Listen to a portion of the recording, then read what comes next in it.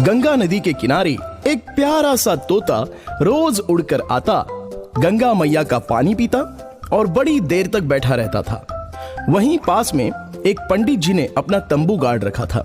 वो पूजा कराते और चंदन लगाते थे और उसके बदले में कुछ दक्षिणा पा जाते थे। वो रोज उस तोते को देखते और उनके मन में प्रश्न उठता था कि ये तोता यहाँ रोज क्यों आता है। पंडित जी ने अपने झोले से एक अमरुद निकाला और तोते को दिखाकर रख दिया। तोता धीरे धीरे आया और अमरुद खाने लगा। अरे तोते, तुम रोज आते हो, गंगा जल पीते हो और कुछ देर बैठकर चले जाते हो, क्या इसके पीछे कोई कारण है? तोता बोला, हाँ पंडित जी, इसके पीछे कारण है। मैं आपको बताता हूँ। पिछले जन्म में मैं एक ब्राह्मण का बेटा था। मेरा नाम गंगाराम था। मेरा एक छोटा भाई, उसका नाम जमुना प्रसाद था। एक बार हम दोनों गंगा नदी के इसी घाट पे नहा रहे थे। मेरा भाई जमुना मेरे रोकने के बावजूद भी गहरे पानी में चला गया और डूबने लगा। तेज धारा में तेजी से बहता चला जा रहा था। मुझे भी ठीक से तैरना नहीं आता था। मैं उसे बचाने के लिए गुहार लगाता रहा, लेकिन उस समय उसे बचाने वाला कोई नहीं था। इसके बाद भाई का कहीं भी पता नहीं चला। वह मुझसे हमेशा के लिए जुदा हो गया। गंगाराम, तुम्हें अपने पिछले जन्म की बातें कैसे याद रहती हैं? पंडित जी, मैं एक बड़े ज्ञाता साधु के सानिध्य में रहता था। वे ना बड़े तपस्वी और ज्ञानी थे। मैं उनके बगीचे में रहता और उनकी ज्ञान से भरी बातें सुनता। उनके साथ रहते रहते मैंने बहुत ज्ञान प्राप्त कर लिया। अचानक मुझे अपने पिछले जन्म की बातें याद आ गईं। मुझ में कुछ शक्तियाँ भी आ गईं। इतना तो जान गया था कि पिछले जन्म की बहुत सारी बातें तो मुझे याद आ गई हैं, लेकिन इस जन्म में मेरा भाई जमुना कहाँ है, क्या अभी तक मुझे ज्ञात नहीं हुआ। मैं गंगा माँ के किनारे बैठकर उसे रोज प्रार्थना करता हूँ कि मुझे मेरे भाई से मिला दे। पंडित जी तोता गंगाराम की बातें सुनकर विचार करने लगे।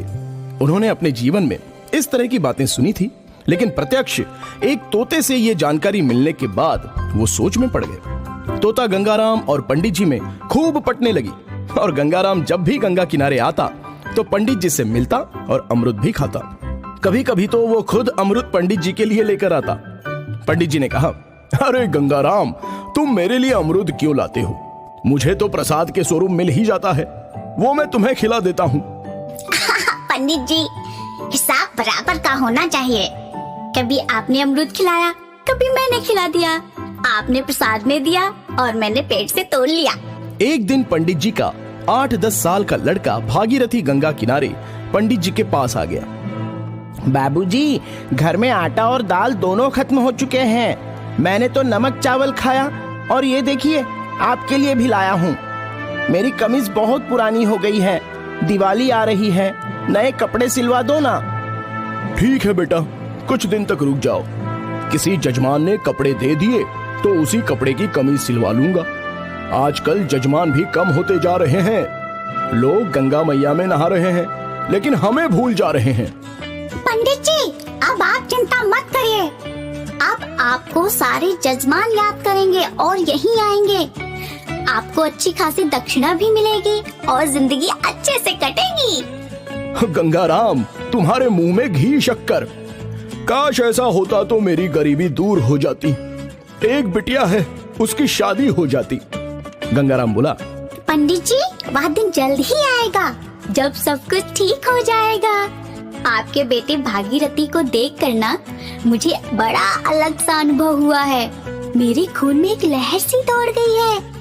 बड़ा होनहार बालक है। गंगाराम, ये गंगा मैया की ही तो देन है।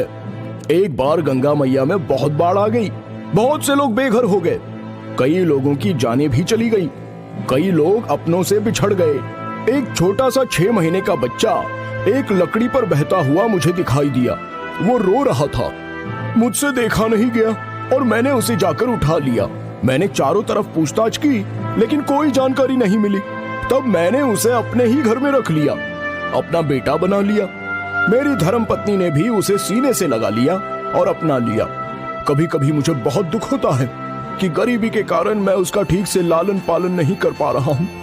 वो किसी बड़े घर का लड़का है और उसकी किस्मत में गरीबी आ गई।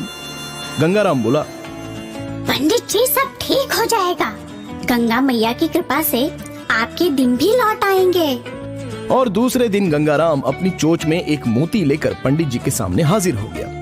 गंगाराम बोला, पंडित जी यह मोती संभाल कर रख लीजिए। आपकी जिंदगी में यह बड़ा परिवर्तन ला सकता है। पंडित जी ने जैसे ही मोती अपनी जेब में रखा, एक अमीर जजमान उनके सामने आ गया। पंडित जी ने उसे कथा सुनाई और उससे बड़ी अच्छी दक्षिणा पाई। इसके बाद कई जजमान आने लगे और पंडित जी को बहुत अच्छी अच्छी दक्षिणा मिलने लगी। उन्हें स्वर्ण और चांदी का भी दान मिला। धीरे धीरे उनकी स्थिति बहुत अच्छी हो गई। अच्छा घर, अच्छा सामान, अच्छे कपड़े, सब कुछ अच्छे ढंग से चलने लगा। जीवन का रंग अच्छे ढंग से बदलने लगा। गंगाराम, तुम तो जादूगर निकले, बहुत बड़े भविष्यवक्ता भी हो। जैसा कहा वैसा ही हुआ। तुम हमेशा मेरे साथ रहना। तुम्हारा साथ पाकर मैं परम भाग्यशाली बन गया हूँ। एक दिन पंडित जी का लड़का भागीरथी गंगा किनारे आया और नहाने के लिए उतर गया। वो आगे जा ही रहा था, लेकिन गंगाराम उसे रोक रहा था। भागीरथी नहीं माना और आगे चला गया। पानी गहरा था, वो डूबने लगा। पंडित जी चिल्लाए, अरे बाप रे, मेरे बच्चे को बचाओ, वो डूब रहा है। गंगाराम की आंखों से रोशनी निकली और बच्चे पर पड़ गई। गंगाराम बोला, हे गंगा मैया, मेरे भाई को बचा लो। अब दोबारा मैं इसे डूबते हुए नहीं देख सकता। भले ही मेरे प्राण ले लो, परंतु इसे बचा लो। अचानक चमत्कार हुआ। भागीरथ पानी के ऊपर से बड़े आराम से गंगाराम की तरफ आने लगा, जैसे उसे कोई अपनी गोद में लेकर आ रहा हो।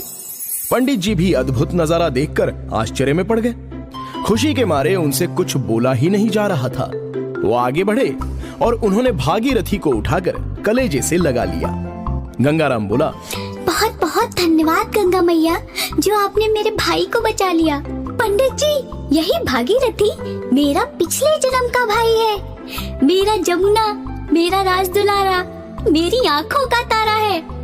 इस जन्म में भागीरथी बनकर आपकी दुनिया आबाद करने चला आया है। पंडित जी बोले, गंगाराम, तुम भी मेरे बेटे बन जाओ। आज से मेरे दो बेटे हैं और एक बेटी। हम सब अब साथ साथ रहेंगे। गंगा मैया में डुबकी लगाने का बहुत बड़ा फायदा हुआ। मुझे एक जादूगर प्यारा भैया मिल गया। सभी लोग हंसने लगे, मुस्कुराने लगे और खुशियां मनाने लगे।